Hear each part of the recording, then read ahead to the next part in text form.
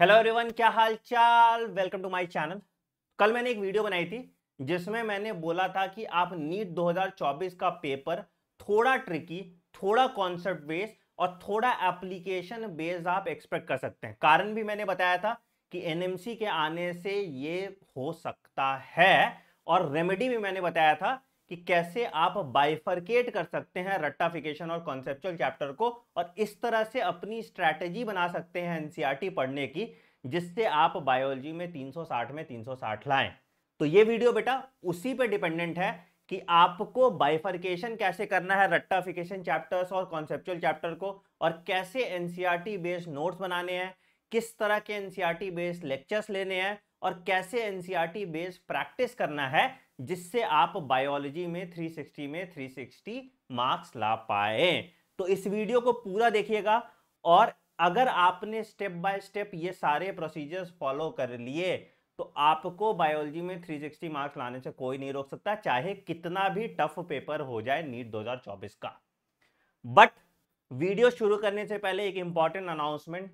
ज्यादातर बच्चों को पता है कि मैंने एक सीरीज स्टार्ट की है कंप्लीट बायोलॉजी इन 100 डेज, जो आज पहला लेक्चर था 1 अगस्त को, रोज 11:30 बजे अगले 100 दिन तक मैं कंप्लीट बायोलॉजी इन 100 डेज करा रहा हूं, जो इसी पैटर्न पे हो रहा है। तो अगर आप इस चैनल पे नए हैं तो इस चैनल को सब्सक्राइब कर लीजिए और बेल आइकन दबा दीजिए, और इस क्लास को रेगुलरली अटेंड कर लीजिए। ठीक है, चलिए तो फिर शुरू करते हैं आज का लेक्चर। तो जैसा कि मैंने आपको बताया था कि बायोलॉजी एनसीईआरटी को दो पार्ट में आप डिवाइड करो, एक रट्टाफिकेशन चैप्टर होता है, एक कॉन्सेप्चुअल चैप्टर होता है। ठीक है, बट उससे पहले एक चीज जो था कि भाई हमें ओल्ड एनसीईआरटी पढ़नी है या न्यू एनसीईआरटी। तुम तो एनसीईआरटी पे बात कर लेते हो सीधे, तो भाई मैंने इसको हमेशा से क्लैरिफाई कर लिया। आप शुरू कीजिए सीक्वेंस में नए एनसीईआरटी के चैप्टर। ठीक है, क्योंकि अभी तो कुछ आएगा नहीं। नए एनसीईआरटी में सिर्फ चैप्टर ड्रॉप्ड हुए हैं। क्या ड्रॉप्ड हुआ है ये यहां पे इस लिस्ट में दिया हुआ है, तो आप इसको बाद में पढ़ सकते हैं, और पहले ऐसी चीजें पढ़े जो नई एनसीईआरटी में। ठीक है, इससे क्या है कि आपका टाइम बचेगा।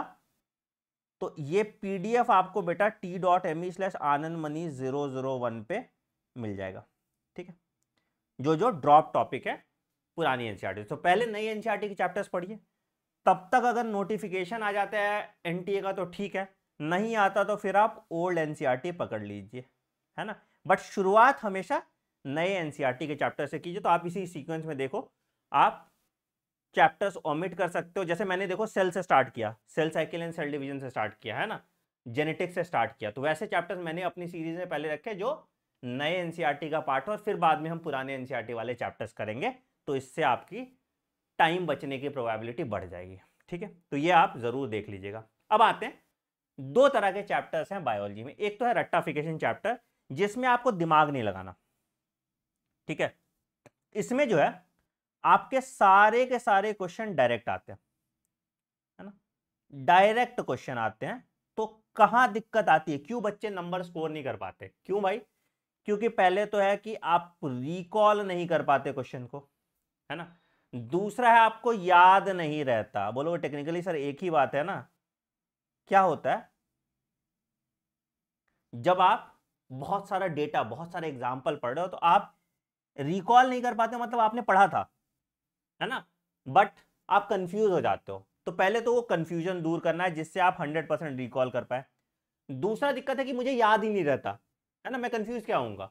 तो याद रखने के लिए आपको जुगाड़ ढूंढना पड़ेगा, और इन दोनों का सिंपल सॉल्यूशन है क्या, आपको अगर एनसीईआरटी रिवाइज करने जाओगे तो बहुत ज्यादा टाइम लगेगा, है ना।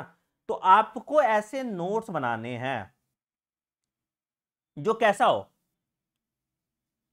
पॉइंट वाइज हो, जिसमें फ्लैश कार्ड हो, जिसमें टेबल हो, जिसमें कंपैरेटिव स्टडी आप कर पाए, है ना, जिससे आपकी जर्नी बहुत आसान हो जाती है। वैसे नोट्स आपको चाहिए जहां पे हाईलाइटेड हो चीज, जहां पे एनसीईआरटी टैग हो। तो अगर ये नोट्स आपको बनाना है तो आप कैसे बनाएंगे? तो सपोज मान लो कि मैंने रट्टाफिकेशन चैप्टर लिया, ये सारे रट्टाफिकेशन चैप्टर से, ये स्क्रीनशॉट आप इसका ले सकते हैं, है ना। क्या, living world, biological classification, plant kingdom, animal kingdom, plant morphology, plant anatomy, chapter 1 to 7, फिर उसके बाद chapter 12, chapter 15 strategies, microbes, ecology, sexual environment और रिप्रोडक्शन ऑर्गेनिज्म। ये सारे रट्टाफिकेशन चैप्टर है। इसमें एनसीईआरटी के एक लाइन बियॉन्ड नहीं जाना। तो करना क्या आपको, आपको एनसीईआरटी का टेम्पलेट लेना है, ठीक है, उसको आपको पॉइंट वाइज लिख लेना है, जहां पे जरूरत हो वहां पे टेबल बना लीजिए। कुछ अगर याद करने का है तो उसको बोल्ड या अंडरलाइन कर लीजिए, एग्जाम्पल है तो उसको अंडरलाइन कर लीजिए। कहीं पे आपको लग रहा है कि नहीं आपको नेमोनिक्स की जरूरत हो, यूजुअली मैं नेमोनिक्स अवॉइड करने कहता हूं, वहां पे आप नेमोनिक्स भी लिख लीजिए, ठीक है। ये हुआ फेज 1, ये सिर्फ अभी फेज 1 हुआ है। उसके बाद आप पीवाईक्यू सॉल्व करेंगे। पीवाईक्यू सॉल्व करेंगे तो क्या करेंगे आप इसी नोट में अपने पीवाईक्यू टैग कर लेंगे, तो आपको पता चलेगा previous year topics, previous year topics कौन कौन से हैं जो इंपॉर्टेंट है, आप उस पर ज्यादा तवज्जो दे पाओगे, ठीक है। उसके बाद आप एग्जाम्पलर भी बनाएंगे और एग्जाम्पलर भी टैग कर लेंगे, ठीक है, ठीक। ये स्टेप 2 हुआ। उसके बाद आप क्या करेंगे, आप प्रैक्टिस करेंगे। कोई प्रैक्टिस क्वेश्चन होगा आपके पास, कोई भी क्वेश्चन बैंक, कोई भी ढंग का question bank, NCERT based question bank आप ले सकते हैं, ठीक। तो इसमें क्या है, आपसे कुछ क्वेश्चन नहीं बन रहे होंगे, तो आप इसी में लास्ट में इसको अपना मिस्टेक बुक बना लेंगे और ये पॉइंट्स ऐड करते जाएंगे, और इससे आपका एक परफेक्ट चैप्टर तैयार हो जाएगा, ठीक है। मैं एक चैप्टर का डेमो दिखाता हूं तुम्हें, ठीक है। सपोज मान लो रट्टाफिकेशन चैप्टर, रट्टाफिकेशन कौन सा होगा, फंडा, ये इसका ले लेते हैं हम, लेट से लिविंग वर्ल्ड ले लेते हैं, ठीक है। तो अब लिविंग वर्ल्ड कैसे याद रखेंगे लिविंग वर्ल्ड, तो देखो यहाँ पे देखो, तो हमने क्या किया, हमने सिंपल देखो सब कुछ, अगर मान लो कि मुझे इसको रिवाइज करना है तो मैं यहाँ पे पढ़ूंगा, अच्छा ये पहला लाइन पढ़ूंगा कि living things is identified something this, फिर मैं ये लाइन पढ़ूंगा कि growth can not be defining feature, तो मुझे बताना है कि डिफाइनिंग और नॉन डिफाइनिंग फीचर कौन कौन सा है, तो यहाँ मेरा हाईलाइटेड है, ग्रोथ डिफाइनिंग फीचर नहीं है। दूसरे पेज पे आऊंगा तो रिप्रोडक्शन कैरेक्टरिस्टिक फीचर है, बट लेकिन रिप्रोडक्शन भी डिफाइनिंग फीचर नहीं है, मुझे दूसरा पॉइंट भी याद हो गया। तीसरा मेटाबॉलिज्म मैंने देखा, मैंने बोल दिया मेटाबॉलिज्म डिफाइनिंग फीचर है, ठीक है।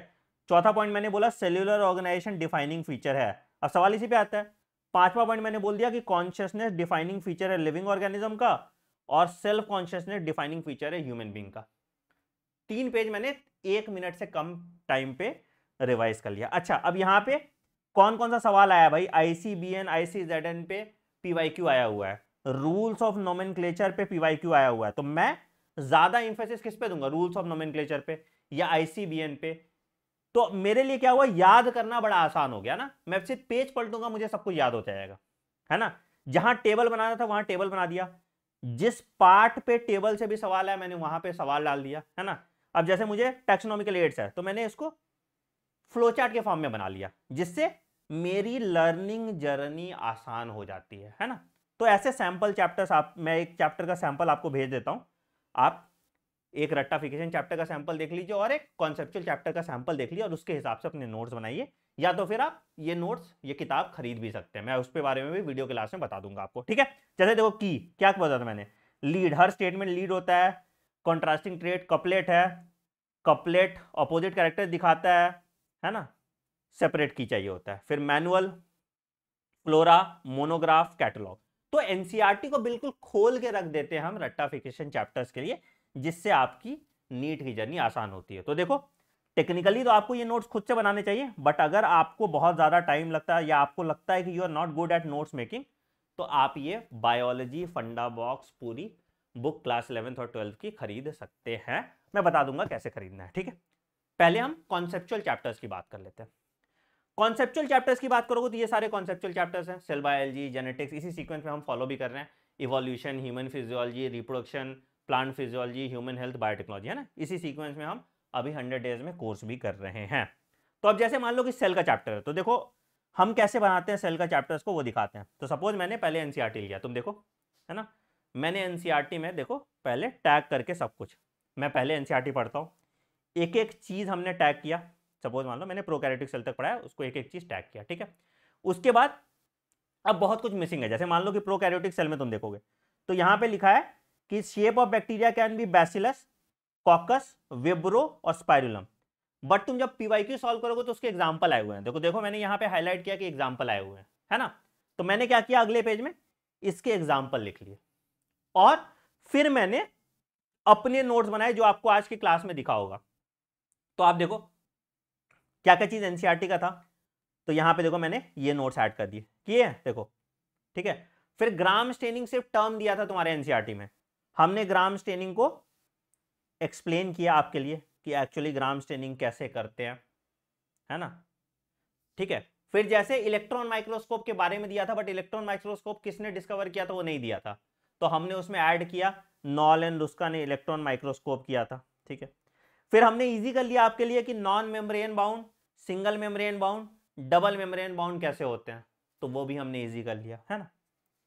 कोई दूसरा एग्जांपल लेते हैं, सपोज मान लो कि सेल बायो का तुमने देख लिया, ठीक है। अब मान लो कोई रट्टाफिकेशन चैप्टर, कॉन्सेप्चुअल चैप्टर है ह्यूमन फिजियोलॉजी का, तो सपोज मान लो कि मैं ह्यूमन फिजियोलॉजी का कोई भी चैप्टर खोल लेता हूँ, ठीक है। तो अगर मान लो कि मैंने ह्यूमन फिजियो, कौन सा चैप्टर देखोगे बताओ,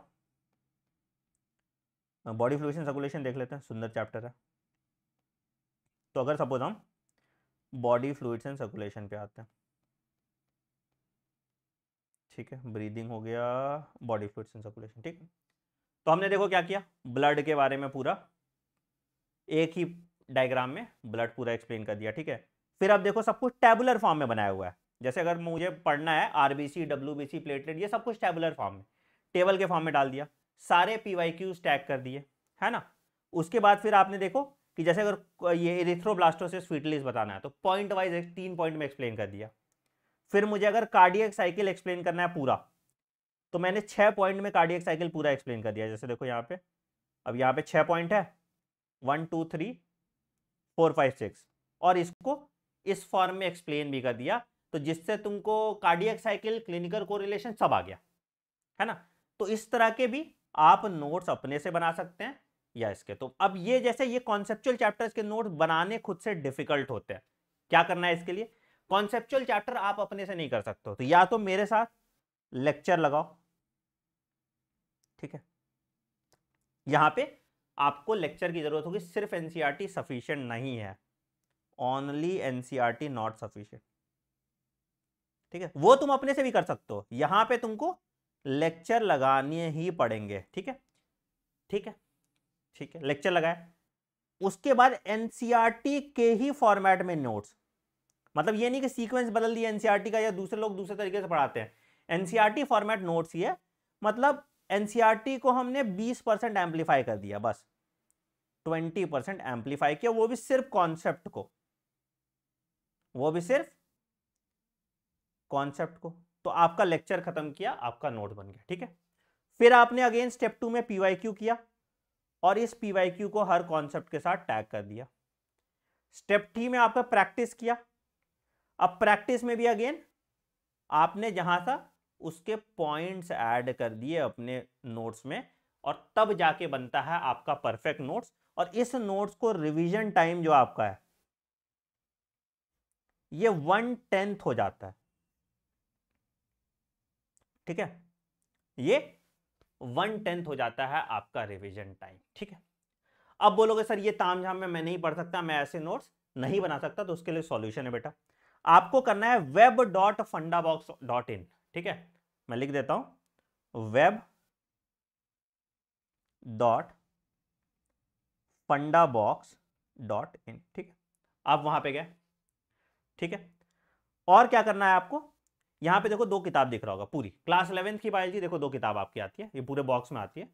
तो ये क्लास 12 की बायोलॉजी की बुक है, ये क्लास 11 की बायोलॉजी की बुक है, जैसा मैंने बताया वैसा ही है, ठीक है।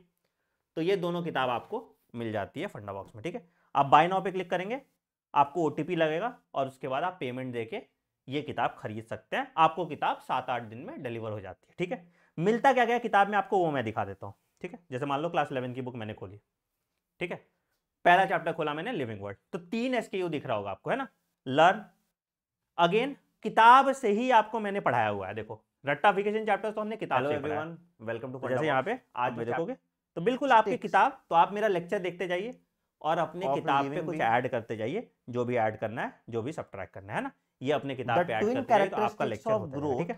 are defined. अगेन आप मान लो कि किताब कहीं ट्रैवल कर रहे हो, नहीं ले जा सकते हो, तो ये पीडीएफ भी इसी पे एडेड है।